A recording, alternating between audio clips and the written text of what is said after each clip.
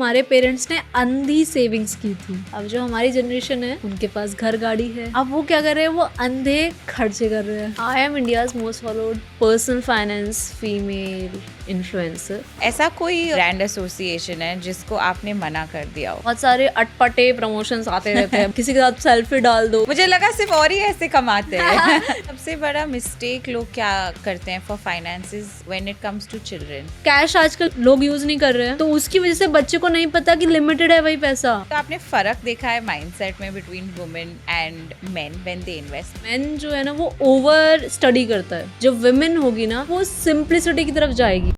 Brand comes second, audience comes first according to me. हमारे पास जब ऑफर आता है कि आईपीओ कर लो, तो मैंने कहा आईपीओ हम कैसे प्रमोट कर सकते हैं, दैट इज नॉट अलाउड। फिर ये ब्रांड्स आपके साथ वापस काम करने आते हैं? नहीं, चिढ़ जाते हैं, एजेंसी के लोग चिढ़ जाते हैं।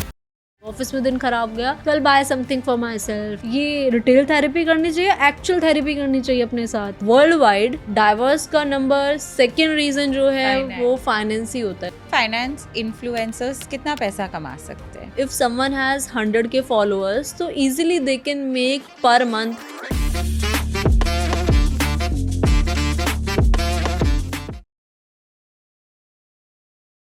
हाय everyone, welcome to another episode of Alina डाइसेक्स। आज के हमारे एपिसोड में है इंडिया की सबसे बड़ी biggest finance influencer in female category. Thank you so much for being here Neha. सबसे पहले Thank you so much for inviting. I'm so excited to be here. I am happy finally आपको, मतलब मैं आई थिंक 1 साल से chess कर रही हूँ for coming on the podcast.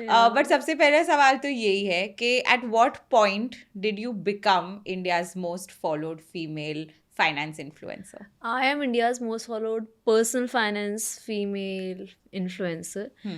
See, I started content creation in 2020. So उस वक्त तो कोई competition ही नहीं था, right? We were sitting at home.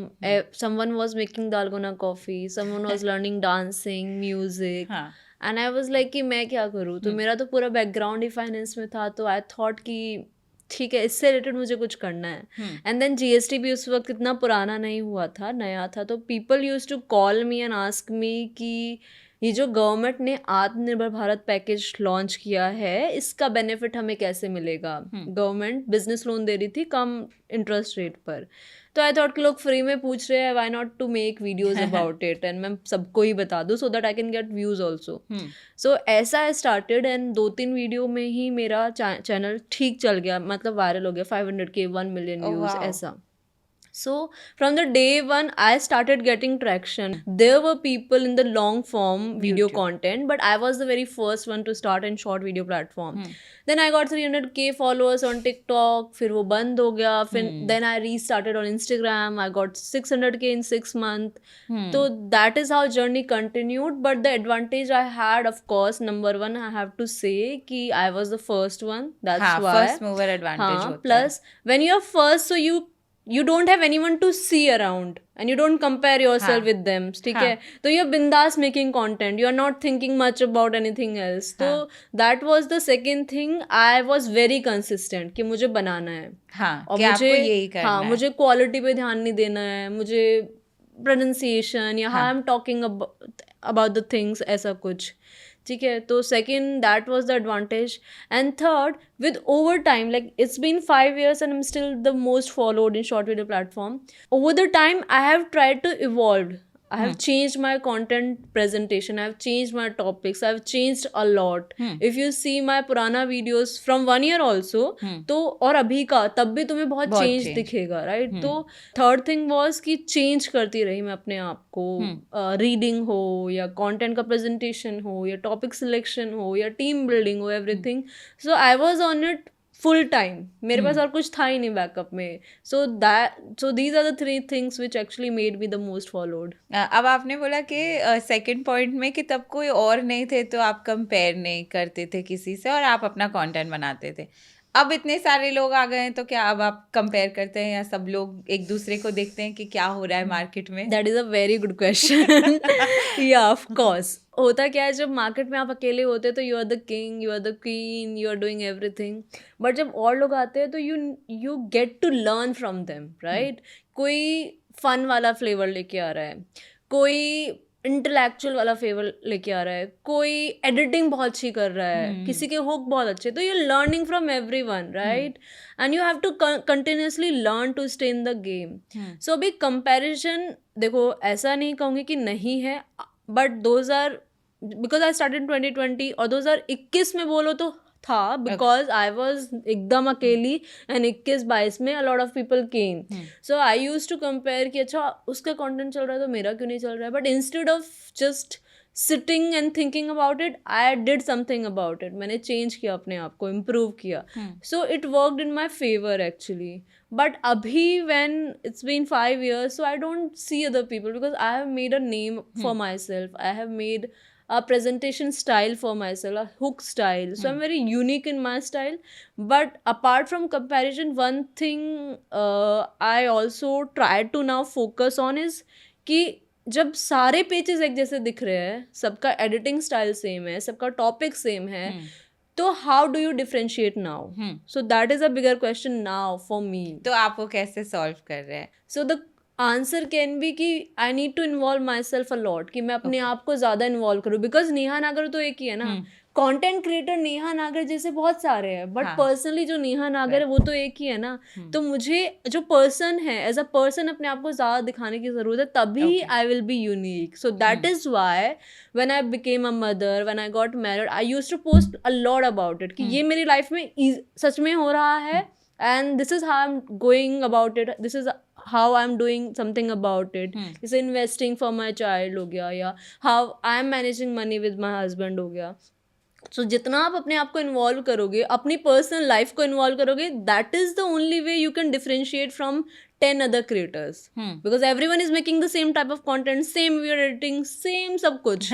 तो how will you differentiate? आप एक वीडियो डालते हो आज के टाइम पर, if it's 3 million या 4 million, कल same video, same topic, same hook, same editing आपको 10 पेजेस पे और दिख जाएगी, राइट? हाँ, ऐसा होता है आपके साथ. फाइनेंस कैटेगरी ऐसी है हमारी. ओके, देखो लेबर लॉ चेंजेस आए मान लो, हाँ, तो why would not everyone post about it? हाँ, लेकिन सबका एक तरीका होता है. हाँ. मुझे लगता है फ्रॉम व्हाट आई फॉलोड, मैं सबसे शुरू से आपको फॉलो कर रही हूँ, मैंने नोटिस किया है कि आपका जो इन्फॉर्मेशन है बहुत स्ट्रॉन्ग, वेल रिसर्च्ड है, नंबर 1.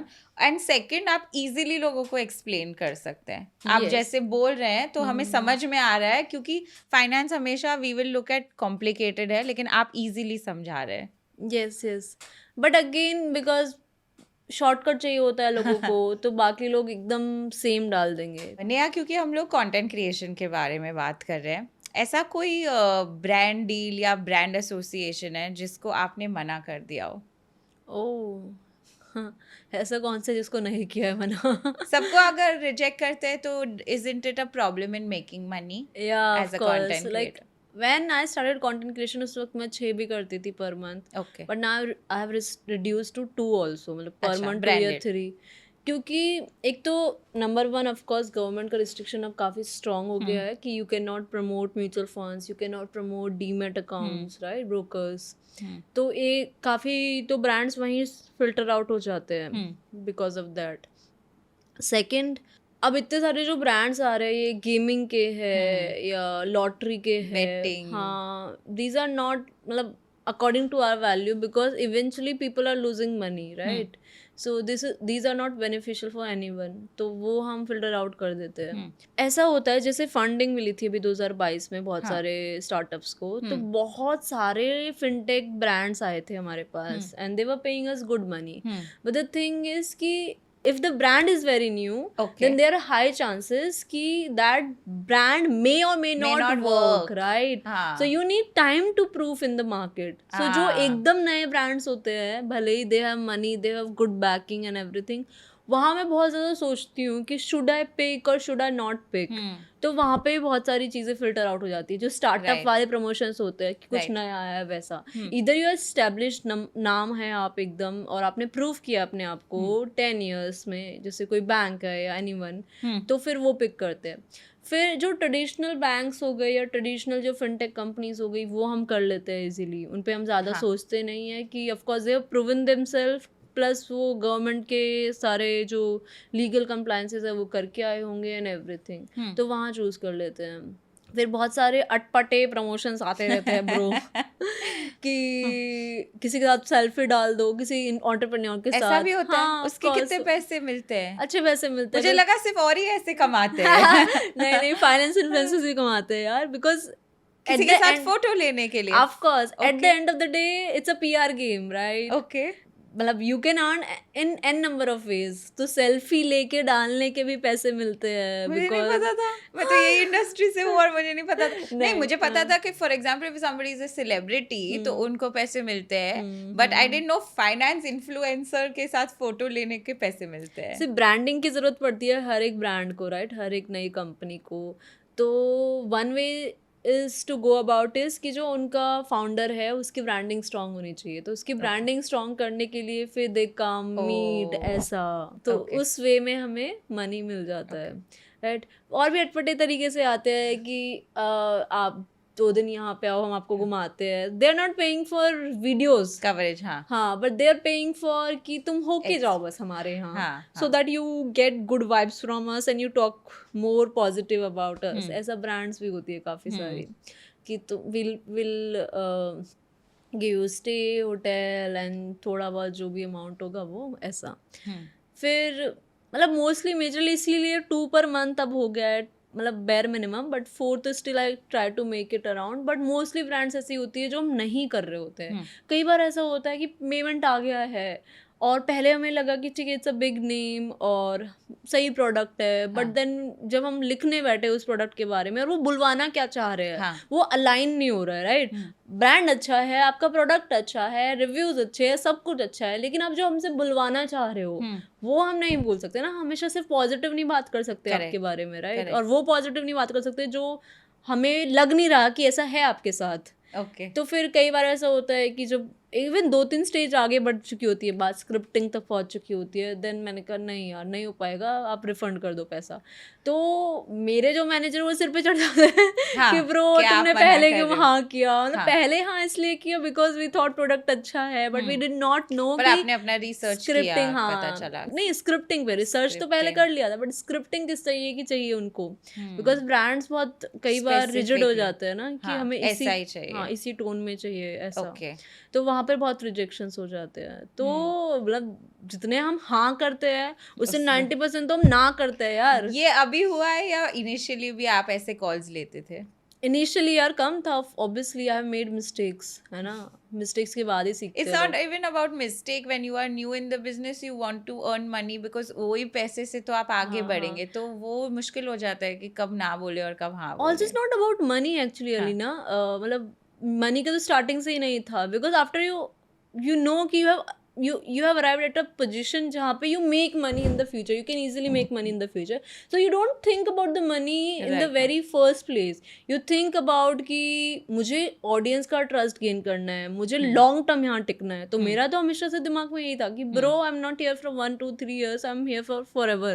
जब तक फाइनेंस का कंटेंट चलेगा I'll make finance only, मुझे और कोई कैटेगरी भी नहीं एक्सप्लोर करनी है। मेरे को फाइनेंस आता है, मैं फाइनेंस ही बोलूंगी।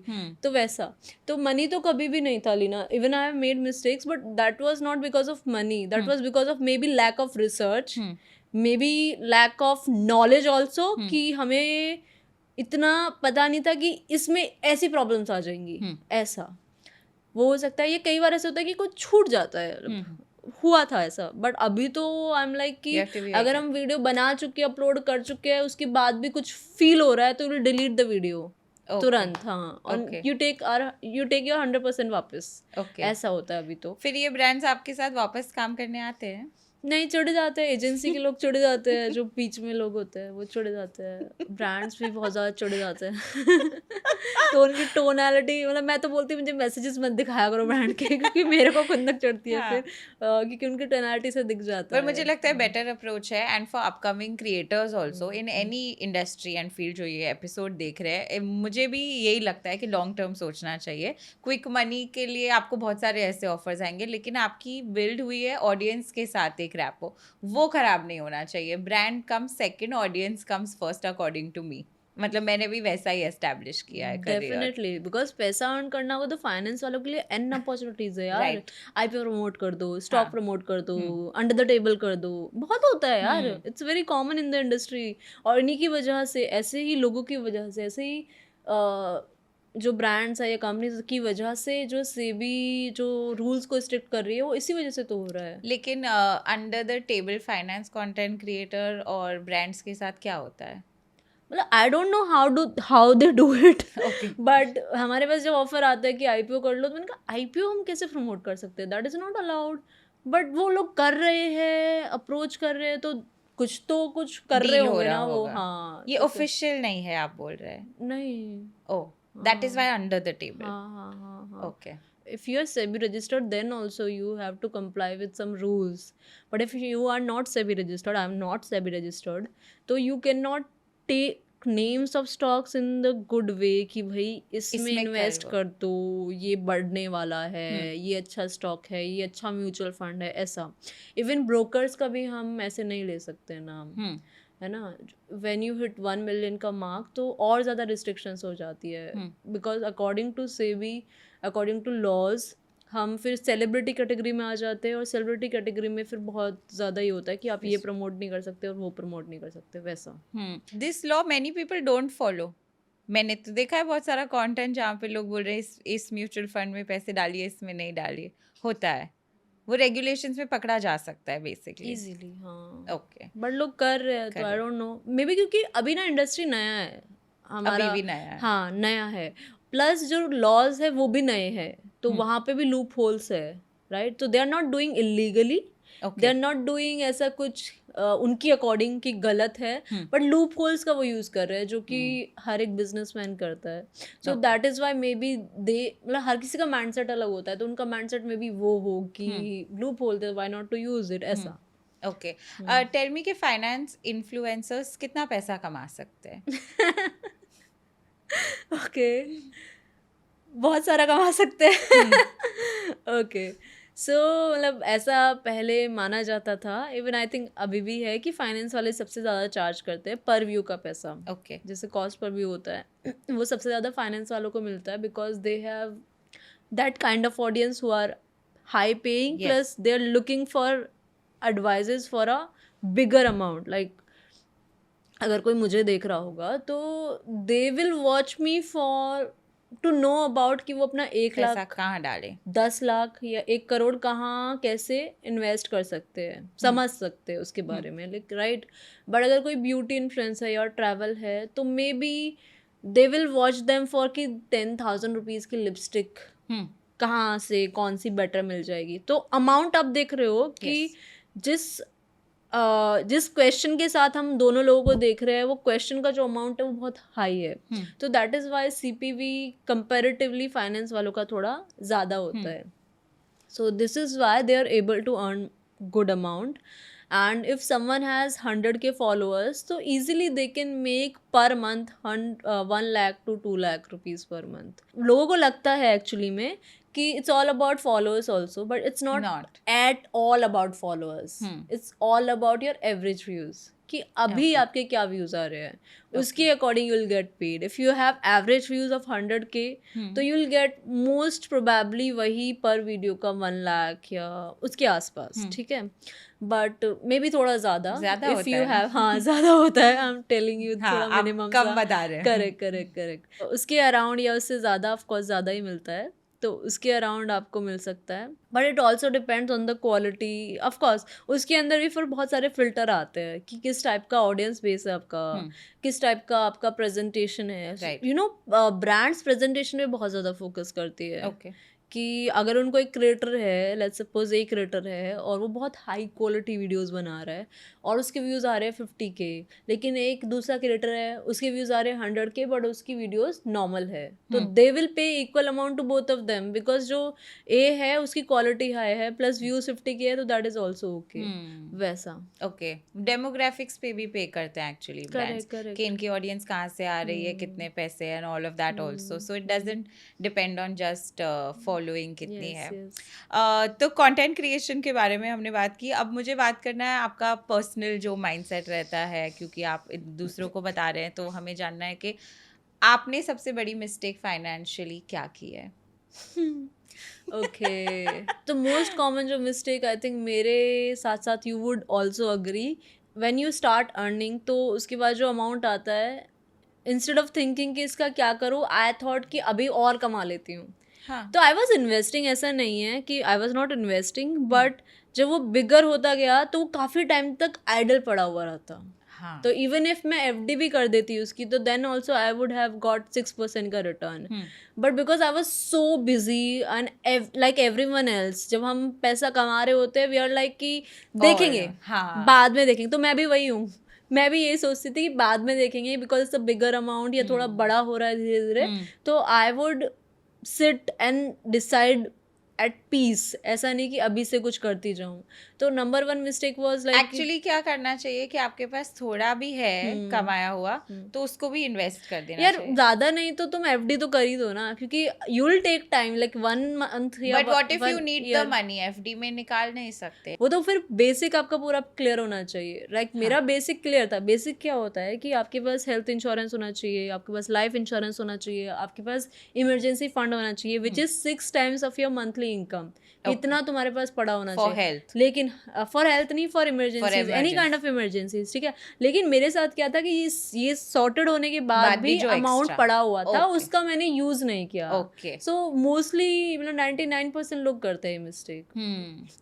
This is very common. जिससे मैं मिलती हूँ तो अमाउंट पड़ा होता है उनके बैंक में, क्या कर रहा है ये पड़ा मेरे हुआ. पास भी पड़ा रहता है, हाँ, मुझे I ऐसा agree. लगता है what if I need it. Correct, पर पर उसके लिए मेरा एक लिमिट बिजनेस है. है तो कभी कभी बड़े एक्सपेंसेस आ जाते हैं, फिर मैं इतने बड़े नहीं आते अलीना, नहीं आते? नहीं आते ब्रो. डाल हम देना सोचते हैं, चाहिए। हम सोचते हैं कि यूज हो जाएंगे, बट ऐसा होता नहीं है. इतने बड़े कभी नहीं आते हैं कि हम अपने लाइक मैंने बोला ना कि इमरजेंसी फंड को भी लोग ओवर कर देते हैं. Like Okay. आपको 6 month का रखना है, 6 month का रखो ना यार. 12 महीने का पूरा एक्सपेंसेस क्यों अपना आप सिर्फ बैंक अकाउंट में रख रहे हो. हाँ, उसको आप एफडी में तो एटलीस्ट डाल ही दो.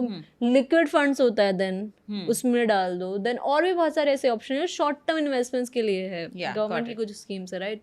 तो वहाँ डाल दो. तो that is one mistake I have done and everyone is doing right now. Okay ठीक है। अब इस पे आते हैं कि आपकी कंटेंट क्रिएशन जर्नी आपने कहा बहुत चेंज हुई डिपेंडिंग ऑन आपकी life. Okay, and I think very interesting because ये कोई नहीं देखता है कि आप जो कर रहे हैं आप उसी के बारे में बात करना चाहिए. ठीक है, so I am coming to now women as investing because I have a lot of questions also personally.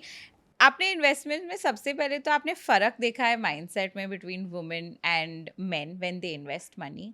या डेफिनेटली जो मैन है they are more serious about their money. Okay, and of course उनको पहले से conditioning होती है कि भाई तुमको ही देखना है. मेजॉरिटी वुमेन के साथ ये है कि उनकी जो मदर है या ग्रैंड मदर से उन्होंने वर्क नहीं किया है. जी. सी दे वर नॉट वर्किंग राइट. सो उनको ऐसा लगता है जो हमारी जनरेशन है कि हमें काम करने को मिल रहा है. So that is a big thing, it is है ना. हाँ. तो उन्हें लगता है कि ये बहुत बड़ी चीज हो गई हमारे साथ. हाँ. अब हम पैसे अर्न कर रहे हैं तो दैट इज इनफ. उससे आगे अब इन्वेस्टिंग का ये लोग देख लेंगे, हस्बैंड ब्रदर, Yes. है ना, Father. फादर, ये देख लेंगे. तो ये मेंटालिटी होती है ज्यादातर वुमेन की कि सही बात हमें है. है ना सेटिस्फाइड फील हो जाते हैं बहुत जल्दी कि if I am working that's it, उससे आगे नहीं जाना. तो इस वजह से प्लानिंग रह जाता हाँ है. प्लानिंग रह जाती है हमारी. तो Okay. But thankfully times are changing. 2020 में जब मैंने चालू किया था 21 में 20-21 में I had only 20% women following me, but now it has become to 35%. It Very has come to nice. 35%. Very nice. So times are actually changing. So now women are also watching my content या content like my type of creators. और शायद वो भी समझ रही है कि mutual fund क्या होता है, इमरजेंसी फंड क्या होता है, इंश्योरेंस कैसे ले सकते हैं, कैसे नहीं ले सकते. बट मेजॉरिटी अगर आप भी अपने आसपास देखोगी अपार्ट फ्रॉम सोशल मीडिया, या मैं भी अपने आसपास देखूंगी तो मोस्टली हम लोग नहीं कर रहे हैं.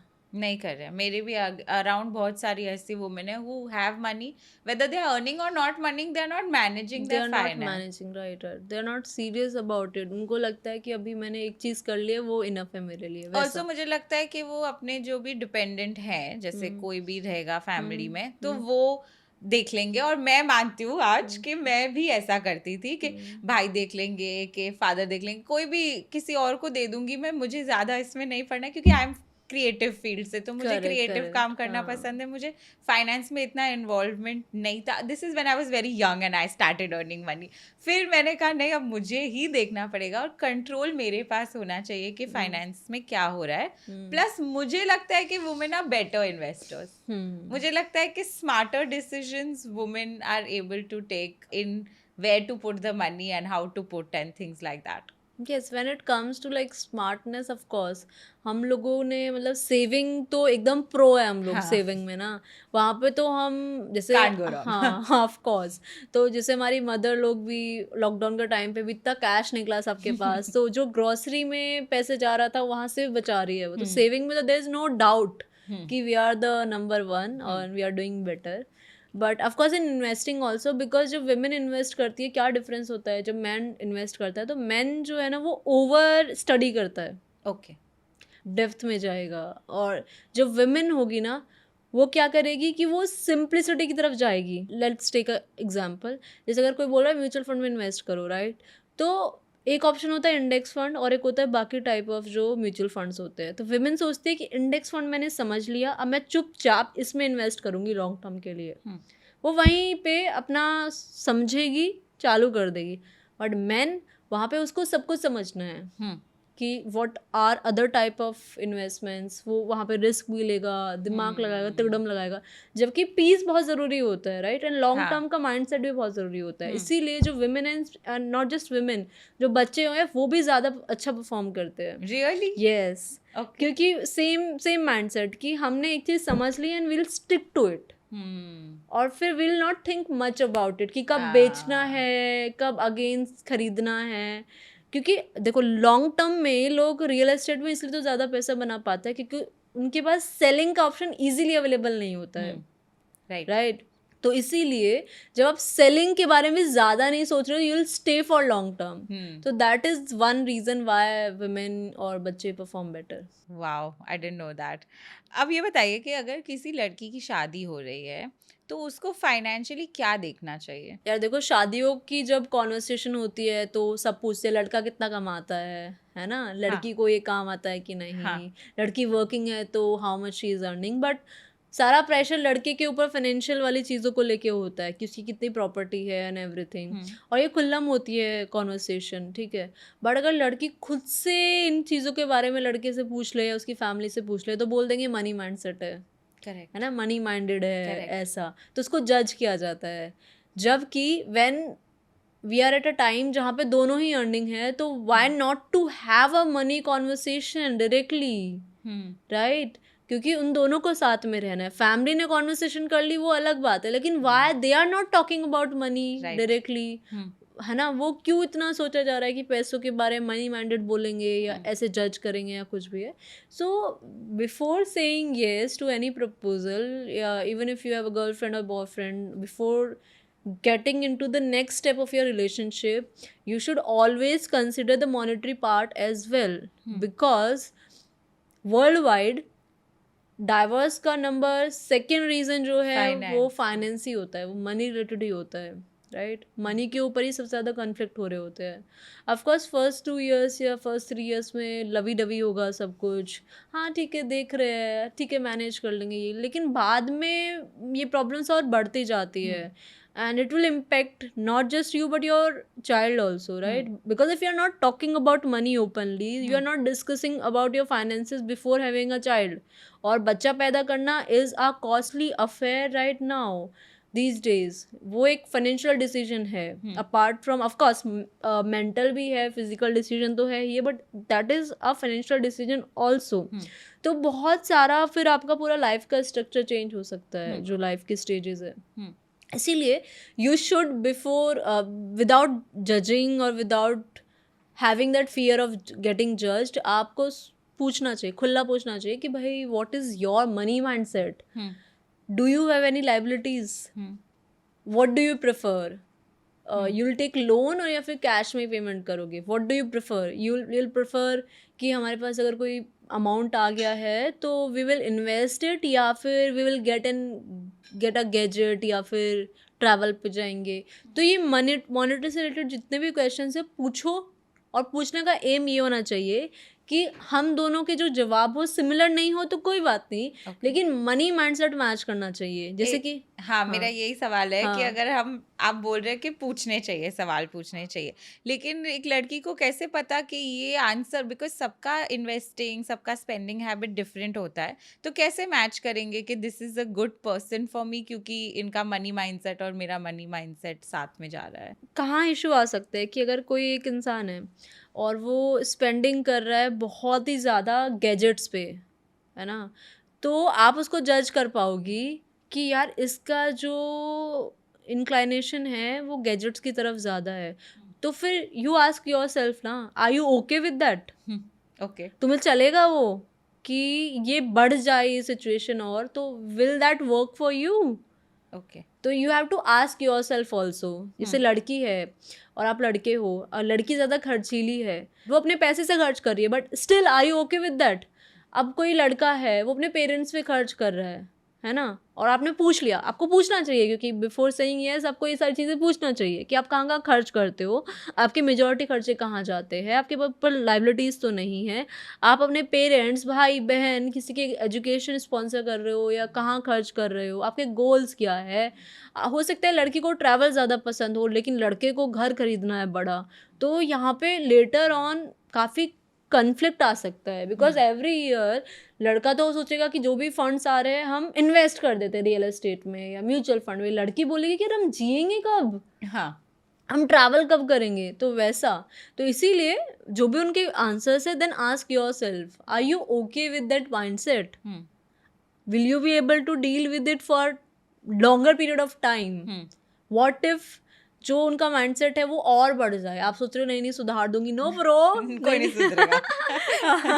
कोई नहीं सुधरता। अभी यार 30 या 25 हाँ। अभी जो भी आपका एज है, तो we have already seen a part of our life, है ना, and we have lived a certain way, तो हम इतने चेंज तो नहीं होंगे, थोड़े बहुत तो हो जाएंगे, तो डोंट थिंक कि चेंज कर दूंगा या कर दूंगी। So know about everything and then take a decision. Money is very important. Very important, I agree. मुझे जो आपका कंटेंट पीस आपने चालू किया था थोड़े साल पहले with your husband, which is about like how to manage finances, वो मुझे बहुत अच्छा लगा था, वो मुझे बहुत इनोवेटिव लगा था एज अ कंटेंट पीस, और मुझे लगता था ये बात तो कोई नहीं कर रहा है और हमें पता भी नहीं कि हमें ये बातें करनी चाहिए। So tell us little bit about how your husband has got involved in this and how do you all manage finances together. So my husband is a chartered accountant, तो उनके तो नस नस में ही फाइनेंस है, I am also from stock market wealth वाला background. So I tell you how we are working together अभी। So I started content creation in 2020 and उस वक्त ये पूरा ही मार्केट बहुत ही ज़्यादा नया था, तो I had contact of every brand या every creator. So I thought कि यार हम लोग भी इसमें कुछ कर लेते हैं। तो that time my brother was managing me, तो आई वॉज लाइक कि मैं कंटेंट पे ध्यान दे लेती हूँ, लेकिन जो मेरी ब्रांड डील नेगोशिएशन है I was doing for some quite good month like 6-7, फिर उसके बाद आई सेड कि तू देख ले ये, तो he was managing for 1 year. उसके बाद 2022 आ गया, तो उस वक्त उसने, मेरे ब्रदर ने खुद से ही, आई हैड नो क्लू, मतलब ही wanted to do that, but उसने खुद से ही फिगर आउट किया कि लेट्स मेक एन एजेंसी। तो जो भी हमारा ग्रुप था कुछ फ्रेंड्स का, क्रिएटर्स का, उनके साथ हमने एक एजेंसी बनाई, इन्फ्लुएंसर मार्केटिंग एजेंसी डिजिविसल। तो स्टार्टिंग में वही 4-5 लोग थे। फिर क्योंकि हम घर पे इतनी कॉन्वर्सेशन कर रहे होते थे, मैं और मेरा ब्रदर, अबाउट कंटेंट, अबाउट डिजिविसल, तो और हम, because my husband has that experience of business also and he is elder to us also, तो we use to ask him everything कि यार ऐसे ऐसे हो रहा है, तो what's your opinion in it. तो हम उनका टाइम बहुत ज़्यादा ले रहे थे, एंड ही वाज लाइक कि मेरा तुम टाइम ले ही रहे तो why not I should join it. So he said कि चलो मैं भी ज्वाइन करता हूँ। तो that is how he join my brother in डिजिविसल, और तब से 2022 से we all are in the same industry, but I don't have much to do in डिजिविसल, मतलब they are managing it by themselves. फिर स्टार्टिंग में जैसे हस्बैंड वाइफ में होता है कि जो मैं कर रही हूँ उसमें उनका ओपिनियन होगा, जो वो कर रहे हैं उसमें उनका ओपिनियन होगा, तो प्रॉब्लम्स हुई डेफिनेटली, बट देन हमने फिगर आउट किया कि ये तुम्हारा एरिया है और ये मेरा एरिया हाँ. है. Of course you can say a word about it, but you need to maintain a limit कि इससे आगे आप ओपिनियन नहीं दोगे. या उससे सेम विद हिम ऑल्सो कि अगर he is managing his business, him and Prashant, तो आई वुड नॉट से कि यार तुम इसे ऐसे क्यों नहीं करते हो. Of course we are sitting laughing, कोई कैजुअल हो रहा होगा तो आई विल टेल देम कि ऐसे करना चाहिए था. बट जब वो कर रहे हैं ऑफिस में या जब वो पूरी टीम के साथ है, तो यू हैव टू मेंटेन कि उस वक्त अपना ओपिनियन नहीं दो. तो वो बहुत इंपॉर्टेंट होता है कि you need to divide the areas, कि ये वाला आपका एरिया, ये मेरा एरिया. तो that is how we are able to work together in, even if we are in the same industry, same kind of business. तो that is one thing. Apart from it, of course understanding होना चाहिए कि what are you trying to say. तो वो थोड़ा effort होना चाहिए समझने के लिए कि दूसरा बंदा क्या कह रहा है वैसा. Then how we are managing our finances, because earning sources भी डिफरेंट है हमारे, प्लस स्टार्टिंग से डिफरेंट है अर्निंग सोर्सेज. ऐसा नहीं कभी साथ में हमने बिजनेस या कुछ किया हो. तो हमने अपना बैंक अकाउंट हमेशा अलग अलग ही रखा है, right. So there's one way to go about it when you are managing finances with your partner. Of course, when you are getting married, you have to ask questions and you have to understand if you're okay with all these answers, and can you do something about it if you want to change वैसा. उसके बाद जब when you are getting married or you are getting into that relationship, then you should know कि हमारे joint financial goals क्या है और individual goals क्या है. ओके. कि हम जॉइंटली क्या क्या करना चाहते हैं, इंडिविजुअली हम क्या क्या करना चाहते हैं. तो ये बहुत बहुत ही ज़्यादा क्लैरिटी होनी चाहिए आप दोनों को, आप दोनों के बारे में. जैसे किसी का फाइनेंशियल गोल हो सकता है उसकी अपनी बहन की शादी फंड करनी है, किसी का फाइनेंशियल गोल हो सकता है कि उसको गुच्ची का बैग लेना है, राइट. दोनों ही ओके है, but you should be on the same page दोनों. तो इसीलिए बहुत डिस्कशंस क्या करो आपस में, बातें क्या करो अबाउट एवरीथिंग. मनी के बारे में बातें ओपन होनी चाहिए. स्टार्टिंग में हो सकता है कलेश होंगे पहले 2 मीटिंग में, 3 मीटिंग में, बट लेटर ऑन धीरे धीरे आप सेम पेज में आ जाओगे. बिकॉज बहुत स्टार्टिंग है रिलेशनशिप का, तो अभी सेम पेज पे आना बहुत ईजी है, but later on same page पे आना बहुत डिफिकल्ट हो जाएगा. So we used to talk a lot about money, about everything. Like we are very open about everything, right?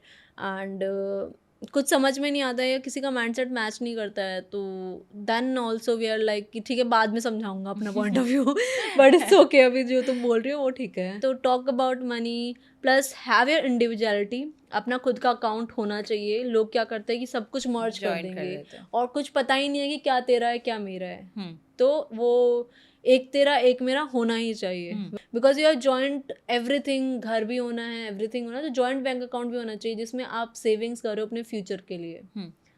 कि हमें घर लेना है, गाड़ी लेनी है, इंटरनेशनल ट्रिप पे साथ में जाना है, बच्चा पैदा करना है तो उसकी स्टडीज़ एंड एवरीथिंग. तो उस जॉइंट अकाउंट में आप सब कुछ डाल सकते हो.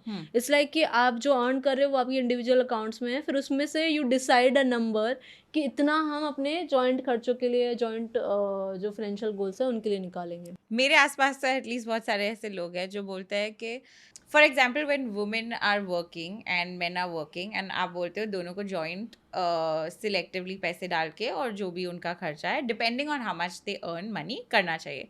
लेकिन बहुत सारे वुमेन ऐसे बोलते हैं कि हम लोग while we are earning we are also taking up other responsibilities, जैसे घर चलाना, जैसे बच्चे. वो तो husband doesn't have to be so involve, and for example whatever changes you are going through and all women take care of. So then they say why do women have to put in that much as men are putting? Of course. So I want to tell you something about it over here also, कि if you are not earning and your husband is earning, then you are equally part of your husband's earning as well.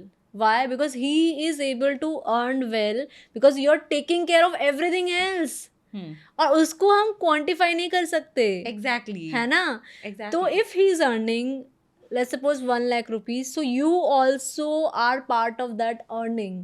Okay. Because if you are not taking care of everything else, though he would not be able to earn that much with that much peace of mind. उसका शायद उतना growth नहीं हो रहा होता, शायद वो उतने अच्छे से काम नहीं कर रहा होता अगर वो आप उसका सब कुछ टेकन केयर नहीं कर रही होती, right. So it's not like कि अगर आप वर्किंग हो या नॉन वर्किंग हो तो आपको ये स्ट्रक्चर फॉलो करना है जो मैं बता रही हूँ जॉइंट वाला. या इट्स अबाउट कि अगर आप वर्किंग नहीं भी हो, you should have your savings कुछ तो हाँ। अपना बैंक अकाउंट होना ही चाहिए. True. You take amount from your husband या जो भी है आपका सिनेरियो, तब भी आपके पास अपना खुद का अलग बैंक होना अकाउंट होना चाहिए और जॉइंट भी होना चाहिए एक. और Okay. एक अकाउंट होना चाहिए आपके घर के एक्सपेंसेस का, जिसमें Okay. आपके हस्बैंड डाल रहे हैं और आप उसको मैनेज कर रहे हो उस अकाउंट को. अपार्ट फ्रॉम इट, जो मैं बता रही थी, दोनों पार्टनर्स वर्किंग है और उनको वो परसेंटेज Equal, डिसाइड करना हाँ, है. वो कैसे? इक्वल नहीं होता है कभी भी, Equal नहीं हो राइट? सकता इट शुड बी क्योंकि अलग. प्रोपोर्शनेट ना. हम्म. क्योंकि अगर लड़का 1 लाख कमा रहा है, लड़की 50,000 कमा रही है, तो लड़की का 50 तो 25,000 है, बाकी 25 में वो क्या ही करेगी, राइट? Exactly. तो इट शुड बी प्रोपोर्शनेट. तो वो ऐसे होता है कि आपकी जो दोनों की टोटल इनकम है प्लस घर के जो टोटल खर्चे हैं उनके अकॉर्डिंग आप उसको कैलकुलेट करो. Okay. तो इट कैन नेवर बी यार 50-50. हाँ, आई of don't course. Think so. किसी के साथ नहीं होता. किसी के साथ भी 50-50 50-50 नहीं हो सकता है. लेकिन प्रोपोर्शनेट होना चाहिए. प्रोपोर्शनेट होना ही चाहिए. जो आपके हाउस एक्सपेंसेस है उसके अकॉर्डिंग, कि हाउस एक्सपेंसेस आपके 1 लाख है, हाँ. ठीक है, और उस 1 लाख में कौन कितना कंट्रीब्यूट करेगा. तो दोनों 50-50 नहीं कर सकते ना कंट्रीब्यूट. एक 30,000 ही करेगी या करेगा और दूसरा जो पार्टनर है वो 70 करेगा, ऐसे. Again I come from a different place. मेरे आसपास के लोग ऐसे बोलते हैं कि husband is earning and he is earning बहुत ज्यादा. मेरा थोड़ा सा है which I am doing, but I am taking care of the house and the kids. तो मेरा इन्वॉल्वमेंट नहीं होना चाहिए घर के खर्चों में. So that is also okay, That is right? also- If वो the partner is, understanding है हाँ, if दोनों the के partner बीच is में. okay, then that is also okay. But what I'm okay. telling is one way to go about it. That you can Okay. start from here and then see where you agree. Both of you Okay. agree. वैसा. Options. Of course, the women is right because taking care of a child is a Full-time time work. And I have done myself, right? I was working also. I was managing child also. मेरे दिमाग की भुजिया बन गई I'm थी. sure it is very difficult to handle children, and Yeah. all credit to mothers because I don't know what superwoman mothers are that they can do all of this together, and now we are all working also while having children. मैं बताती हूँ फिर होता क्या है. ऐसे दोनों earning है, ठीक है. हाँ. अब लड़का तो अपनी पीक पे है, करियर पे वो पीक पे ही रहेगा. Right. बट लड़की जब पीक पे है, then she have a decided child. कि उसको बच्चा करना है, तो obviously she will not stay at peak. Yeah. She will come down, right? Yeah. और There will be changes. अगर उनमें वो अलाइनमेंट नहीं है तो लड़की पागल हो जाएगी कि ब्रो मैं इतना क्यों ब्रेक ले रही हूँ, हाँ. मैं इतना क्यों कर रही हूँ, मैं इतना क्यों स्लो डाउन कर रही हूँ. पहले I was earning 1 lakh rupees, now because of every responsibility I have I am earning just 30,000 या 40,000. तो वो बहुत बड़ा इशू बन जाता है. एंड सो कॉमन यार, हाँ. बहुत ज़्यादा कॉमन है ये चीज़. आफ्टर चाइल्ड एक बुक भी तो है ना, how not to hate your husband after your first child. Okay. तो जो बच्चा होता है तो सबसे बड़ा दुश्मन हस्बैंड नजर आता है कि ब्रो मैं ही क्यों सारा फिजिकल लोड लूँ, मैं ही क्यों ये करूँ. ऑफ कोर्स सब कुछ अंडरस्टैंडिंग होती है, वो ठीक है, लेकिन एक पॉइंट ऑफ टाइम पे सबके दिमाग में ये चीज़ आती है. तो this is with everyone, not with us, not with Indians, मतलब ग्लोबली ये चीज़ है. Okay. या सो इट्स वेरी इंपॉर्टेंट. तो जब बोलते हैं ना कि जब बच्चा होता है तो उसके बाद के जो फर्स्ट ईयर होता है वो हस्बैंड एंड वाइफ के रिलेशनशिप के लिए बहुत बुरा टाइम होता है. Okay. Because women is going through so much and man is not going through as much as things as women is going through. तो वहाँ पे women को समझना भी थोड़ा डिफिकल्ट होता है बिकॉज हमारे हार्मोनल चेंजेस हो रहे हैं. पोस्टपार्टम डिप्रेशन जिसे बोलते हैं वो हो रहा होता है, या ब्रेस्ट फीडिंग, कितनी सारी चीज़ें चल रही है और एकदम से like till pregnancy you are okay कि ठीक है बच्चा डिलीवर होगा and everything, and after pregnancy boom new world. Yeah. और जिसके लिए कोई तुम्हें प्रिपेयर नहीं कर सकता. कोई कितना ही इसके बारे में बात करे but you can not be prepared for that phase.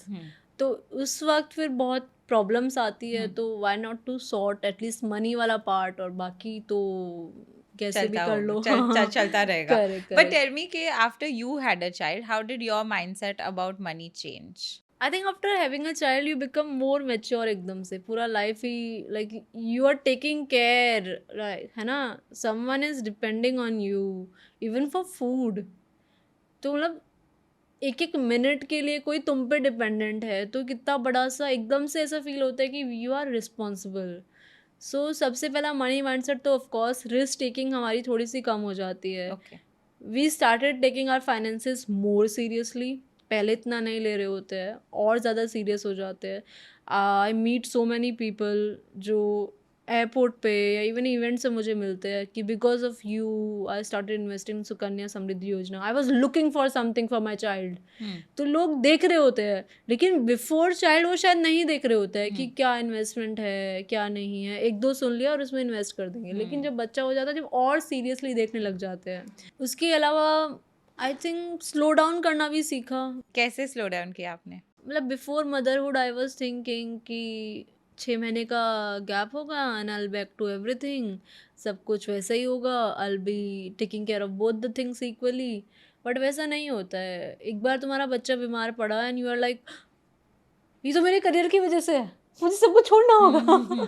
So everything you blame on your career, है ना. You I have support of everything. My brother, my husband, my in laws are very sweet, very very sweet. And my sister, biggest support sister, when I am travelling Siya हाँ is with her only.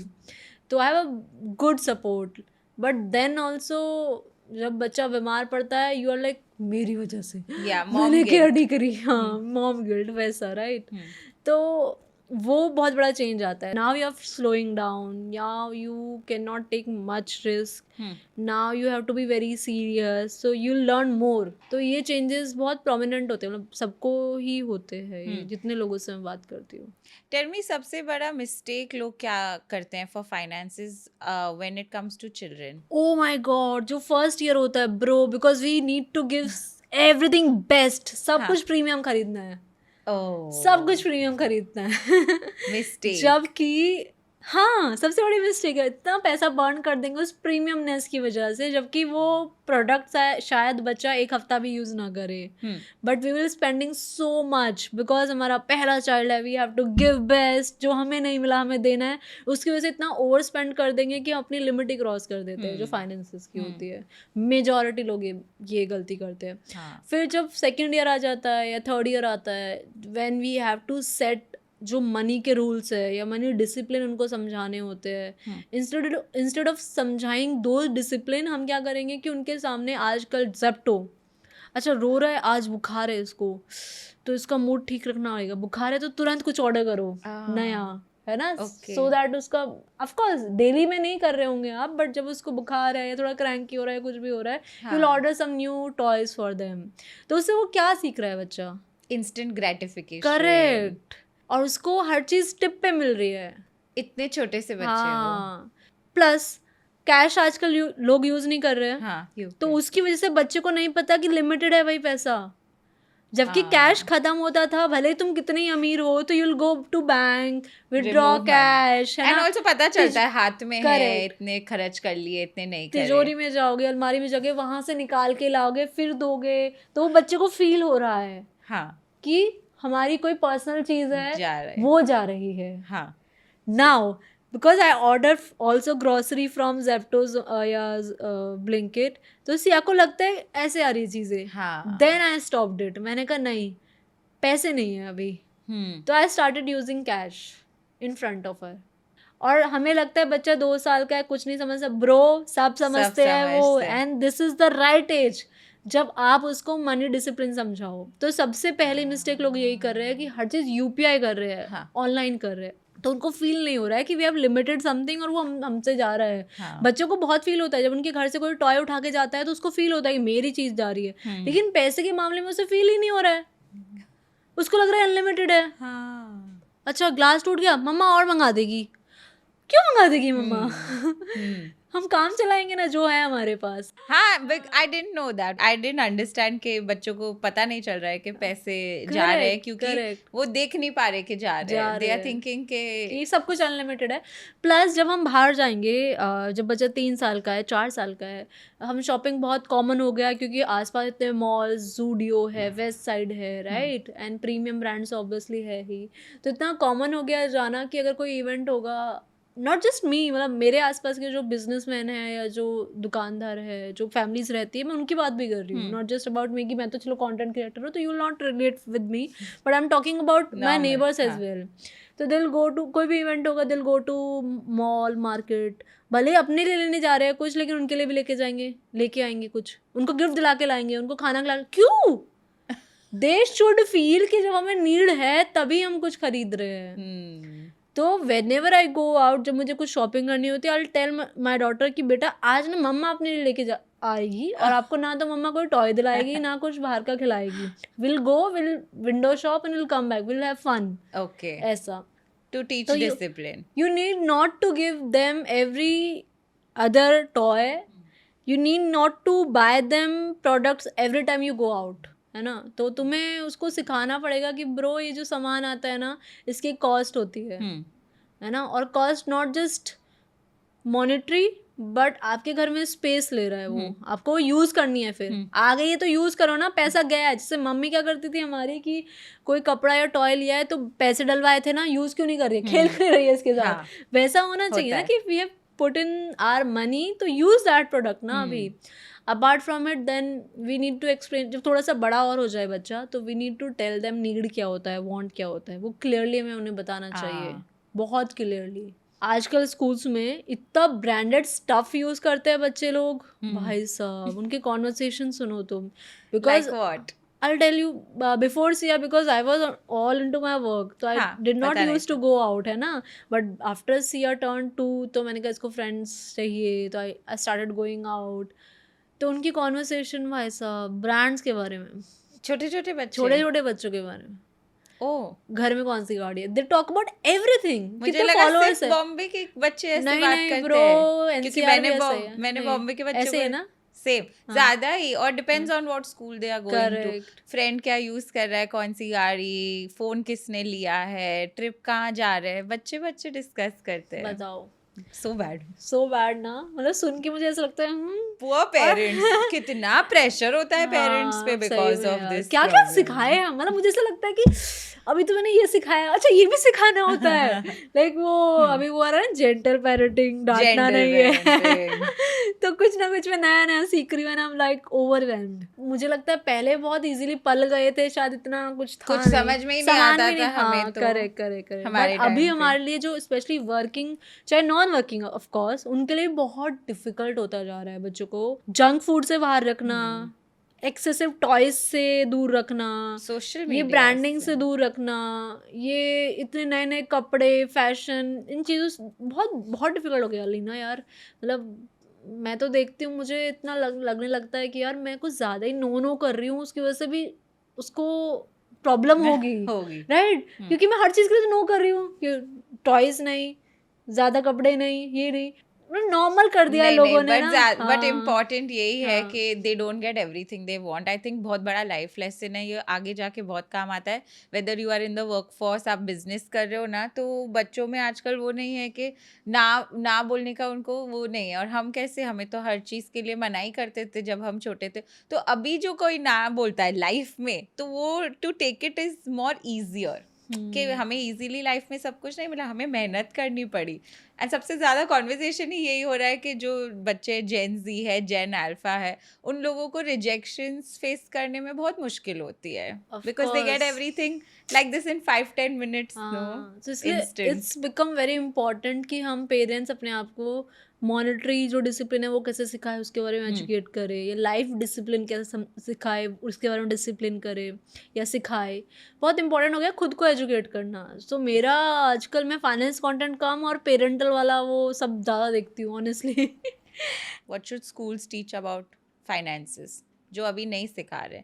क्योंकि when I was growing up हमें ऐसा कुछ नहीं सिखाया about how in life you have to manage finances and all. I think it's very important. I think अभी जो नए स्कूल्स है जो जल्दी अडेप्ट कर रहे हैं वो सिखा रहे हैं, बट बहुत सारे मेजॉरिटी स्कूल नहीं सिखा रहे फाइनेंसेस के बारे में.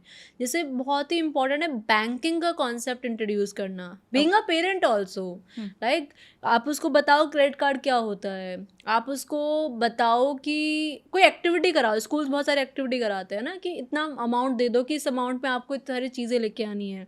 गिव देम दैट इंडिपेंडेंट वाला फील कि उनके हाथ में पैसा है और उनको कुछ सामान खरीद के लेके आना है. तो बच्चों को ग्रॉसरी लेके जाना बहुत इंपॉर्टेंट है. ग्रॉसरी शॉपिंग वो फिजिकल वाला, वो ज़ेप्टो ब्लिंकिट वाला नहीं, पेरेंट्स के लिए. कि आप उनको अमाउंट दो और बोलो कि हमारे पास इतना लिमिटेड पैसा है और आपको ये सामान खरीद के आना है, तो वो बहुत ज़्यादा कॉन्फिडेंट फील करता है बच्चा।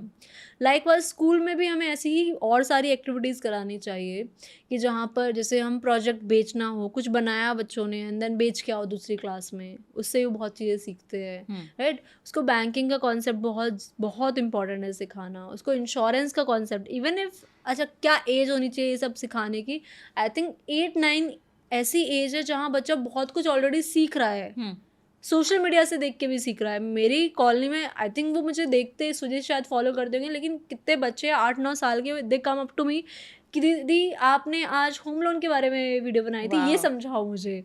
अब ये क्या कह रही थी, अच्छा इंश्योरेंस तो है मेरे पास, मैंने मम्मा से पूछा। तो they are consuming content nowadays, तो उनको इट्स इम्पॉर्टेंट है कि हम घर में पैसों के बारे में बात करें और स्कूल में तो करे ही करें। तो स्कूल में एक करिकुलम होना ही चाहिए जिसमें हम बहुत बेसिक सी चीज़ें उनको बार बार रिमाइंड करा रहे हर साल, जैसे बैंकिंग, इंश्योरेंस हो गया।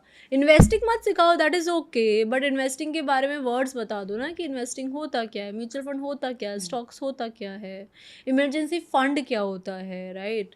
और बच्चे बहुत स्मार्ट होते हैं ब्रो, 8-9 साल के भी ना, तो that is the bare minimum school should do.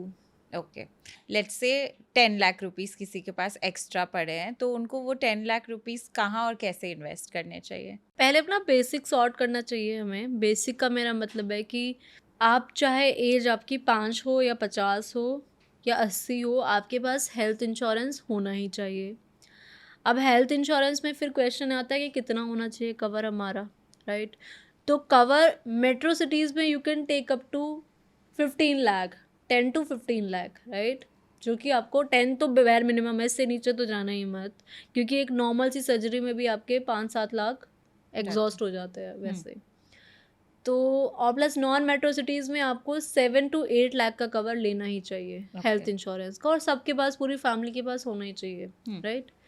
Also जब हेल्थ इंश्योरेंस और कपल्स की बात कर ही रहे हैं तो आई विल प्लग इन, तो जब आप बच्चा प्लान कर रहे होंगे ना, तो उससे पहले मैटरनिटी इंश्योरेंस आता है, उसके बारे में ज़रूर पढ़ना। काफ़ी लोग नहीं जानते हैं कि मैटरनिटी इंश्योरेंस होता क्या है, कि जब आप बच्चा प्लान कर रहे हो तो उससे पहले 2 साल पहले आपको ये लेना होता है, क्योंकि उसके बाद आपको नहीं मिलेगा। अगर आप प्रेग्नेंट हो तो आपको ये नहीं मिलेगा, और अगर आप प्रेग्नेंट हो तो आपका जो नॉर्मल हेल्थ इंश्योरेंस है वो आपके एक्सपेंसेस को कवर नहीं करेगा, डिलीवरी को कवर नहीं करेगा। और डिलीवरी में भी आपके 1-1.5 लाख आराम से खर्च हो जाते हैं, ईदर इट्स सी सेक्शन या फिर नॉर्मल, क्योंकि नॉर्मल डिलीवरी में भी आजकल 24 आवर्स या 48 आवर्स का हॉस्पिटलाइज तो लोग डॉक्टर्स करते ही करते हैं, प्लस बच्चे को आईसीयू में इतने खर्चे हो जाते हैं, राइट। तो इसीलिए इट्स वेरी इंपॉर्टेंट कि व्हेनेवर यू आर प्लानिंग कि अच्छा अभी मैं शादी करूँगी और मे बी 2-3 साल में बच्चा प्लान कर सकते हो, तो अभी से ही आप मैटरनिटी ऐड करा लो अपने में। तो इट्स वेरी इंपॉर्टेंट, आपके बहुत सारे पैसे बच जाएंगे। अब जब आप अर्निंग चालू कर दिए है और आपके ऊपर डिपेंडेंट है, डिपेंडेंट का मतलब है कि आप जो अर्निंग कर रहे हो उससे आप घर खर्च चला रहे हो, अपने पेरेंट्स को भेज रहे हो या अपनी स्टडीज़ या कुछ कर रहे हो, तो आपके पास लाइफ इंश्योरेंस भी होना चाहिए, ठीक है। अब आपकी जो एनुअल इनकम है उसका 12 टाइम्स आपको कवर लेना है, ठीक है। लोग क्या करते हैं कि जब लाइफ इंश्योरेंस के बारे में बात करते हैं कि लाइफ इंश्योरेंस लेना है मुझे, तो हर कोई वो 1 करोड़ वाला कवर ले लेंगे, but that is not suitable for everyone. हर किसी की रिक्वायरमेंट अलग है। तो एक थंब रूल है कि अगर आप लाइफ इंश्योरेंस ले रहे हो तो जो आपकी एनुअल इनकम है उसका 12 टाइम्स का कवर आपके पास होना ही चाहिए। और लाइफ इंश्योरेंस का ये भी रूल होता है कि आप जितना जल्दी लोगे उतना आपका प्रीमियम कम पड़ेगा। तो इसीलिए जितना जल्दी आप ले सकते हो उतना ही आपको फ़ायदा होगा, और लॉन्ग टर्म में आपके प्रीमियम में जो पैसे जा रहे होंगे वो बच जाएंगे। So as soon as you start earning, you have dependents, you should take a life insurance. This is basic number 1, insurance. Basic number 2 is of course emergency fund. उसको भी ओवरडू करने की ज़रूरत नहीं है। इमरजेंसी फंड सिर्फ आपको आपके जो मंथली एक्सपेंसेस है उसका 6 टाइम्स रखना है अपने पास, यानी बैंक अकाउंट में रखो। इधर आप उसको लिक्विड फंड में डाल सकते हो या शॉर्ट टर्म एफडी अगर वो इजीली ब्रेकेबल है। तो अल्टीमेट एम ये होना चाहिए कि आप जो इमरजेंसी फंड रख रहे हो, कभी भी कुछ भी जरूरत पड़ा, विद इन जस्ट 1 आवर आपके पास पैसा होना चाहिए, वो कैश में इजीली, राइट। तो वो एक एम होना चाहिए, फिर आप उसको कहीं भी पार्क कर दो। अब आपका इमरजेंसी फंड सॉर्ट हो गया है, फिर जो नेक्स्ट स्टेप आता है वो आता है फाइनेंशियल गोल प्लानिंग करो, जो कि मेजॉरिटी लोग नहीं करते हैं, सीधा वो इन्वेस्टिंग पे जब कर जाते हैं नेक्स्ट स्टेप पे, जबकि एक बीच में स्टेप आता है फाइनेंशियल गोल, जो कि लोग नहीं करते हैं। तो फाइनेंशियल गोल कैसे बना सकते हो आप, वो मैं बताती हूँ कि अभी आप 25 हो, यू आर अर्निंग, आपकी शादी नहीं हुई है, तो आपकी शादी भी होनी है, and you should have a time gap कि मैं 5 साल में करूँगी, 6 साल में करूँगी, तो उसके अकॉर्डिंग आप थोड़ी बहुत प्लानिंग कर सकते हो कि शादी आपको लाविश चाहिए या फिर नॉर्मल चाहिए, उसके अकॉर्डिंग। फिर बच्चा भी होगा, पेरेंट्स भी रिटायर होंगे, आपको गाड़ी भी चाहिए, घर भी चाहिए, हो सकता है अभी आपके पास जो गाड़ी है वो अपडेट करनी हो, आपके पास जो अभी घर है उसको आप अपग्रेड करना चाहते हो, आप कोई ऑफिस सेटअप करना चाहते हो जिसके लिए आपको फंडिंग चाहिए होगी, राइट? तो ये आपके गोल्स होते हैं, मोटा मोटी ये सारे हमारे गोल्स होते हैं। एक ट्रैवल का गोल और होता है, राइट? अपार्ट फ्रॉम इट कुछ लोगों का शौक होता है ब्रांड्स का, कि मुझे ये ब्रांड लेनी है, मुझे वो ब्रांड लेनी है, तो वो भी ऑफ कोर्स लिखो आप, ठीक है? तो अभी जो भी लोग देख रहे हैं, आप एक बार सोचो कि आपके टॉप 7 गोल्स क्या क्या है। मैं वही सोच रही हूँ। हाँ, टॉप 7 गोल्स सोचो और फिर सोचो कि ये कब करने हैं। ओके। 1 साल में, 2 साल में, 3 साल में, टाइम पीरियड सोचो, ठीक है?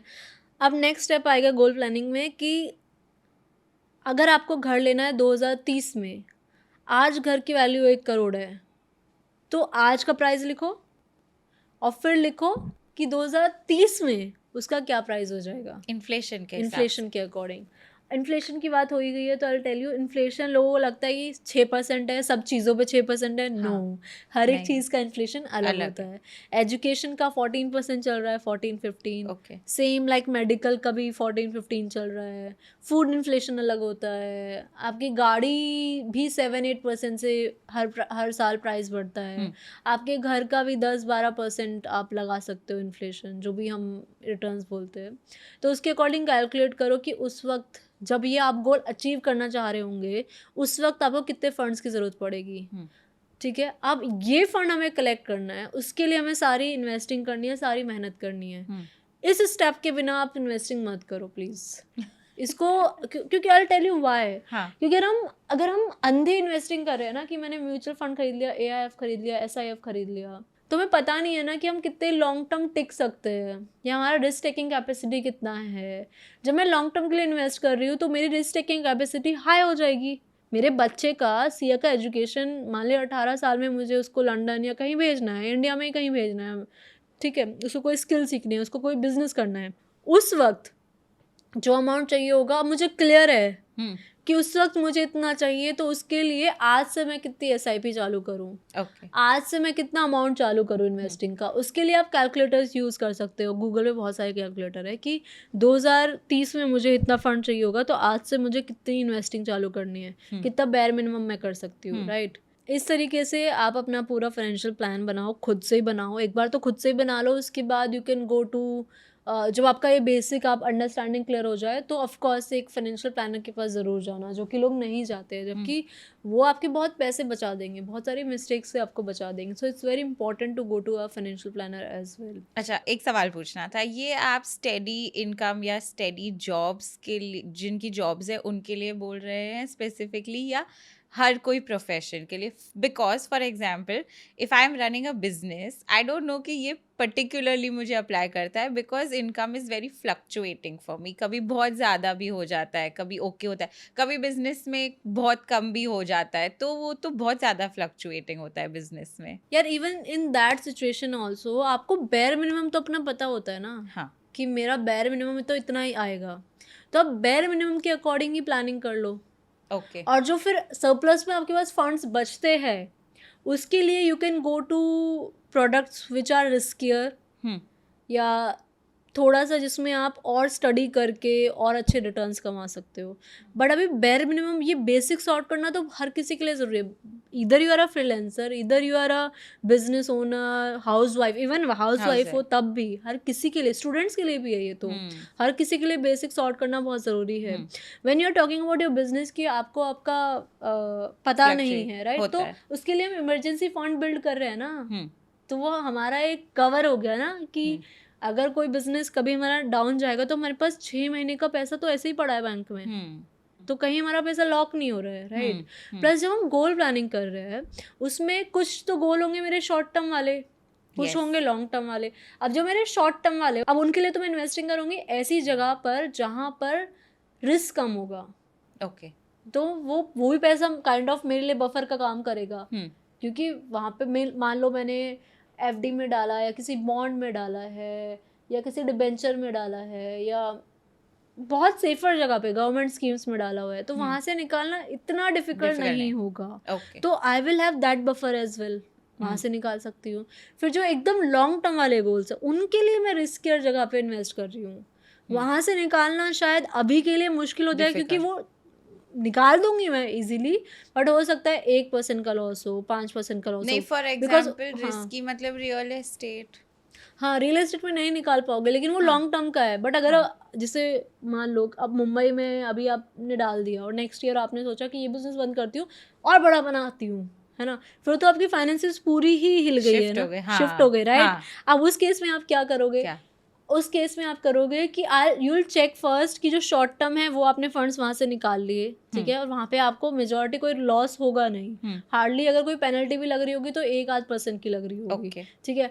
बट जो ये रिस्कियर एसेट्स है, जैसे इक्विटी म्यूचुअल फंड्स हो गए या रियल एस्टेट हो गया और भी कोई हो गया, अभी तो जो करंट सिनेरियो चल रहा है तो उसमें तो अपसाइड ही जा रहा है, तो चांसेस आर लेस कि आप कोई लॉस बर्न कर रहे होंगे। बट मान लो कोई साइकिल ऐसी आई जिसमें आपका लॉस होगा, तो because you have diversified your portfolio, तो इक्वलाइज हो जाएगा। आपका इतना लॉस नहीं होगा जितना तब होगा कि आपने बिना सोचे एक ही जगह पे या 2-3 जगह पे बिना सोचे बहुत बड़ा अमाउंट पार्क कर दिया। अभी जो हमने अमाउंट पार्क करा है वो हमने पार्क करा है अकॉर्डिंग टू आवर गोल का अमाउंट जो है, हमने ब्लाइंडली अमाउंट नहीं लिया है, ये भी समझो वाली ना, हमने ब्लाइंडली नहीं लिया है अमाउंट, हमने जो भी अमाउंट लिया है वो अपने गोल के अकॉर्डिंग लिया है। ये पार्ट मैंने मिस कर दिया। मैं क्या करती हूँ कि जो आया पैसा, देन आई हैव दैट, मतलब दिमाग में है कि लाइक इमरजेंसी के लिए अगर कुछ ऑफिस के लिए चाहिए, for example for me it is equipment is a cost, studio cost हो गया, रनिंग एक्सपेंसेस तो है ही, लेकिन इसके बाद जो ऊपर से होता है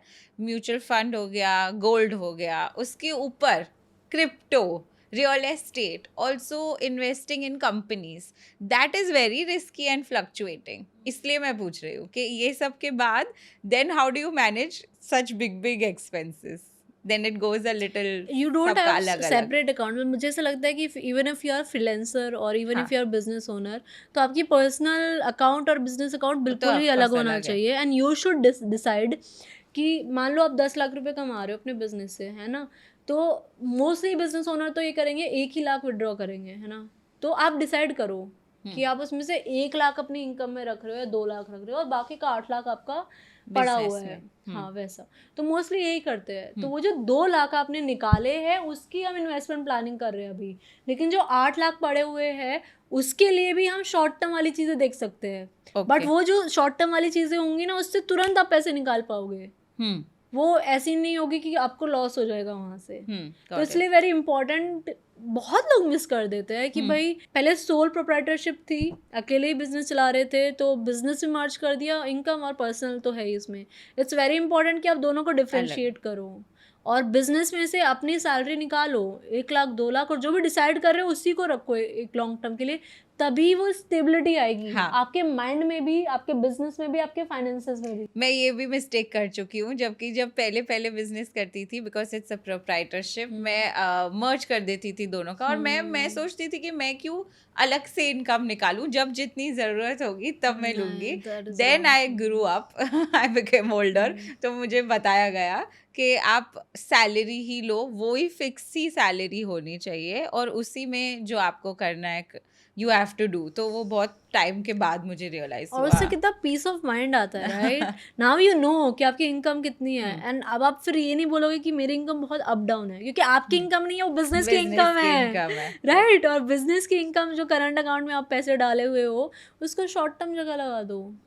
ये बताइए कि आपने टीजर देखा, हमारा नया पॉडकास्ट आया है इंडिया में, Nikhil Kamat has done a podcast with Elon Musk. Oh my God this is like next level. इससे आगे क्या होगा मतलब अब भगवान आएंगे क्या? किसी ने यही कमेंट किया कि नेक्स्ट गेस गॉड, किसी ने कमेंट यही किया। मतलब और टीजर कितना मस्त है ना, they are So just nice. Laughing, They are just laughing and they have a rapo and they Correct, are correct. black and Oh white. my बहुत God. अच्छा लगा मुझे. आपको क्या लगता है कि क्या इम्पैक्ट पड़ेगा उस पॉडकास्ट का? I think of course content creators के लिए तो obviously it will be a big impactful, because हम जो लिमिट्स है वो ऑफ कोर्स हम क्रॉस कर रहे हैं और आगे जा रहे हैं हम. That is one thing. Apart from business economics point of view से मे बी, जैसा बाकी लोग भी बोल रहे हैं कि इलॉन मस्क वांट्स टू, क्योंकि टेस्ला का परमिशन नहीं मिल रहा था इंडिया में, बहुत सारी लीगलिटीज़ का प्रॉब्लम था. Yes. तो he wants to be friends with us.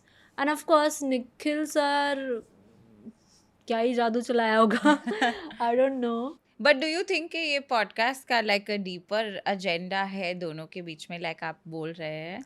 I don't think so यार, मतलब मुझे ऐसा नहीं लगता है. ऑफ कोर्स पॉडकास्ट आने के बाद पता लगेगा, because we have seen Bill Gates का भी, वी हैव सीन बाकी लोगों का भी. तो ऐसा उन लोगों का कोई ऐसा एजेंडा तो नहीं था ना, लाइक इतना बड़ा कोई ऐसा इकोनॉमिक इम्पैक्टफुल या कोई ऐसा कुछ था नहीं. ऑफ कोर्स है ना, सब कुछ वो कॉन्वर्सेशन था लाइक अ फ्रेंडली, या he wanted to ask some questions जो हमें आंसर्स मिले उनके. तो बाकी बनाने को लोग बहुत सारा कंक्लूजन निकाल रहे हैं ये वो, but I think it will be just like कि बाकी लोगों के साथ जैसा है. I don't think so. What do you think? अच्छा, यू टेल मी. मुझे लगता है पॉडकास्टिंग इंडस्ट्री के लिए तो बहुत अच्छी बात हो गई है, because it just puts us on the map and tells us कि international eyes are on India and there's a lot of relation between India and international. तो वो एक बहुत बड़ा change आने वाला है for podcasting industry, my industry. It's a great thing. आगे जाने वाला है पूरा conversation, India to the world होने वाला है. वो एक बहुत बड़ा impact create करेगा ये, looking at Elon Musk in Nikhil Kamath. So like that is my biggest takeaway from the thing. Yes. And then of course like we will dream bigger. We can dream bigger now, है ना. हाँ, that is the thing. like achievable लगने लगेगा सब कुछ कि हाँ हम भी कर सकते हैं. लाइक अपकमिंग जो आप पॉडकास्टर्स हैं उनके लिए काफ़ी इजी हो जाएगा कि अच्छा ये भी हो सकता है. अदरवाइज कौन ही सोचता कि इलॉन मस्क आ जाएगा, है ना. नहीं, लेकिन मैं ऐसी बहुत अंधाधुंध बातें करती हूँ. मैं तो ऐसे ईमेल्स लिखती हूँ ना नेहा, आप शॉक हो जाएंगे. मैं कैसे कैसे लोगों को ईमेल्स भेज देती हूँ. मैं बस भेज देती हूँ. तो यू नेवर नो कि क्या हो सकता है. इसलिए आई तो ड्रीम बिग. ओके, अच्छा आप मुझे लास्ट में बताइए कि अगर आपको एक बेस्ट फाइनेंशियल टिप देनी हो सबको आज के टाइम में तो वो क्या होगी? एज अ कंट्री ना हम लोग अभी तक बहुत सेविंग पे फोकस रहे थे, है ना. तो हमारे पेरेंट्स ने अंधी सेविंग्स की थी. अब उन्होंने हमें घर, गाड़ी, एजुकेशन सब दे दिया. अब जो हमारी जनरेशन है उनके पास घर गाड़ी है. अब वो क्या कर रहे हैं, वो अंधे खर्चे कर रहे हैं. तो अब उनको लिमिट नहीं पता लग रही है कि कहाँ पे खर्चे रोकने हैं, और करे जा रहे हैं बिकॉज ऑफ कंज्यूमरिज्म या सोशल मीडिया भी एक रोल है इसमें कि I want the best dress, I want the best makeup, I want the best car, है ना. उसकी वजह से हम करे जा रहे हैं. एक लिपस्टिक होगी but still will buy 10 other lipsticks as well. ऐसे ही एक गाड़ी है बट अपग्रेड करनी है मुझे. घर है वो भी अपग्रेड करना है. लोगों के पास ऐसा इंटीरियर है, मुझे अब वैसा कराना है वैसे. तो हमारे पेरेंट्स एक्स्ट्रा सेविंग कर रहे थे और हम एक्स्ट्रा खर्चे कर रहे हैं. जबकि दोनों ही गलत है यार. एक्स्ट्रा सेविंग करना भी गलत है. आप इन्वेस्टिंग नहीं करोगे तो इन्फ्लेशन आपके पैसे को खा जाएगी, है ना. और आप उसको डाइवर्सिफाई भी नहीं करोगे तो भी प्रॉब्लम हो जाएगा. फिर आप रिटर्न्स भी ज़्यादा नहीं कमा पाओगे तो लॉस भी ज़्यादा बन जाएगा, है ना. क्योंकि रिस्क नहीं लोगे तो फिर रिटर्न भी कम ही रहेगा. एंड आज के जो जेंजी है या हम मिलेनियल्स है, हर चीज़ ईजीली अवेलेबल है, एक्सेसिबल है, राइट. पहले हम सोचते थे कि संडे को मॉल जाएंगे तब हम ये खरीदेंगे, या नेक्स्ट मंथ हमारी ये छुट्टी होगी तब हम शॉपिंग पे जाएंगे. अभी तो everything is available on our hands. तो ओवर स्पेंडिंग करना बहुत ही ईजी हो गया. यूपीआई है, ज़ेप्टो, ब्लिंकिट है ना. तो बहुत ही ज़्यादा खर्चे हो रहे हैं हमारे जो कि नहीं भी होने चाहिए, मतलब रिक्वायर्ड ही नहीं है. एंड दोनों ही चीज़ें गलत है. तो बीच में आना चाहिए कि जो हम इन्वेस्टिंग कर रहे हैं तो हम सोच समझ के पूरे 5 स्टेप्स को फॉलो करके जो मैंने आपको बताया है उनको इन्वेस्टिंग करें. सेविंग ही ना करें, इन्वेस्टिंग करें प्रॉपर प्लान के साथ. That is the right way to go about it. और जब हम एक्सपेंसेस कर रहे हैं तो हमें डिफ्रेंशिएट करना आना चाहिए कि हमारी नीड क्या है और वांट क्या है. अंधे खर्चे ही मत करो. ठीक है, अब नीड और वांट में भी क्लैरिफाई करना बहुत डिफिकल्ट हो जाता है ना? तो उसके लिए भी you need to sort out with yourself, आपके साथ खुद बैठना चाहिए कि आप जो मंथली एक्सपेंसेस कर रहे हो एक बार देखो उसको, पिछले 6 महीने के देखो, फिर उसको चेक करो कि मैंने कितना नीड में किया था, कितना वांट में किया था, फिर नेक्स्ट मंथ से आप कंट्रोल कर पाओगे। इट्स नॉट अबाउट कि पैसे सेव करना है, बट इट्स ऑल्सो अबाउट कि जब ज़्यादा कंज्यूमरिज्म के पीछे भागते हो तो आपको मेंटल सेटिस्फेक्शन भी नहीं मिलता है कहीं से भी। आप क्योंकि इंस्टेंट ग्रेटिफिकेशन के लिए शॉपिंग करे जा रहे हो, रिटेल थेरेपी जिसे बोलते हैं कि ऑफिस में दिन खराब गया तो चलो जोमेटो से कुछ मंगा लो, ऑफिस में दिन खराब गया तो I buy something for myself, a T shirt, a pant और समथिंग। तो वो शॉर्ट टर्म में अच्छा है, बट लॉन्ग टर्म में इज इट गुड? आपको ये रिटेल थेरेपी करनी चाहिए, एक्चुअल थेरेपी करनी चाहिए, अपने साथ मेडिटेशन करना चाहिए। So personal finance is not just about money, it's also about your discipline, it's also about your mental health as well. So you need to differentiate between saving, investing, need versus want. So this is one mistake we all are doing. Great tip. Tell me, what is the future looking for you? अभी आप content creation में कुछ नया कर रहे हैं, आपको investment में, आप business में, what is next? Content creation में ही कुछ करना है, क्योंकि मैं तो बहुत पहले बहुत चीज़ें छोड़ चुकी हूँ। आई वॉज लाइक कि मेरे को इसी में मज़ा आ रहा है कंटेंट बनाने में, और मैं इसी के अराउंड कुछ ना कुछ करूँगी। सो डिजिविसल बना लिया है, फैमिली उसको रन कर रही है। What I am trying to do अभी, of course I have launched a course also, जो कपल फाइनेंस पे कोर्स है, जिसमें जो कपल्स है वो कैसे अपने फाइनेंसिस को सॉर्ट कर सकते हैं, नंबर 1। बट उसके बाद जो पूरे नेक्स्ट 5 स्टेप्स मैंने बताए हैं वो कैसे आप कर सकते हो, पूरा प्रैक्टिकल, नथिंग थ्योरेटिकल। मतलब मैं नहीं सिखा रही हूँ डीमैट क्या होता है, बट मैं ये ज़रूर सिखा रही हूँ डीमैट कैसे ओपन करते हैं या कैसे आप इन्वेस्टिंग करते हैं, वैसा। तो पूरा प्रैक्टिकल मैंने ये 12 चैप्टर्स का कोर्स बनाया है, तो जिस पे मैंने बहुत मेहनत करी है, पूरा 1 साल गया इस कोर्स को बनाने में। बहुत लोगों से मैंने बातें करी है, बहुत लोगों से मिली हूँ, जैसे एयरपोर्ट पे कुछ लोग मिल जाते हैं, मैं पकड़ लेती हूँ, अच्छा okay you are married now, tell me how is it going, वैसा। तो आफ्टर टॉकिंग टू देम तो मैंने फिगर आउट किया क्या प्रॉब्लम्स है, क्या सोल्यूशन हो सकते हैं, और पूरा प्रॉपर खुद का फाइनेंशियल प्लान कैसे बना सकते हो, ये कोर्स की हेल्प से आप बना सकते हो और इन्वेस्टिंग चालू कर सकते हो। तो दैट इज़ वन थिंग। उसके बाद I am trying to build a community also around it, and personal finance for everyone का कोर्स भी मैं प्रिपेयर कर रही हूँ, क्योंकि I was more interested in couple finance because I was going through that phase. तो मैंने पहले उस पर प्रिपरेशन चालू की, फिर मैं फॉर एवरीवन वाले पे चालू कर रही हूँ। So this is what we are trying to do अभी। Very interesting, very fun, and मुझे तो आपका कंटेंट शुरू से ही बहुत अच्छा लगता है। And I don't follow many finance influencers because समझ में नहीं आता किसकी एडवाइस लें, किसकी एडवाइस नहीं लें, किसका क्या मोटिव है। But I really like your content since the beginning, that is I really wanted you to come on the podcast also. How sweet. Thank you so much, Alina. We know each other since very beginning of my career, तो I feel like you are very close. Yeah, You are yeah. family type का है ना, ऐसा ऐसा लगता है ही। ना जब पुराना एकदम स्टार्टिंग से कनेक्टेड होते हैं, तो वैसे। So I was very excited कि मुझे ये अब तो करना ही है, इस बार तो करना ही है। And plus I am so proud of you यार, Thank जो you. आप कर रहे हो ना, सो प्राउड ऑफ यू। ऐसा Thank लगता है you. पर्सनल विन है कोई। Thank you, how So sweet. keep मुझे doing यही it. आपसे ऐसा अपनापन ही लगता है, Yes. like it's homely, and I get along a lot with women, and I'm very for, I look up to women who have gone, I'm sure easy नहीं रहा होगा, इतना difficult है to be a woman and do this and be the top and best in your career. So that is something I look up to, and I always support other women who are doing it also. Same yaar, same. Yeah. So thank you so much for coming today. Thank you. Thank you so much guys for watching another episode. आपको पसंद आया तो please हमें बताइए, और नीचे comments में भी लिखिए अगर आपके कोई सवाल हो तो. We will meet in the next episode. Don't forget to subscribe.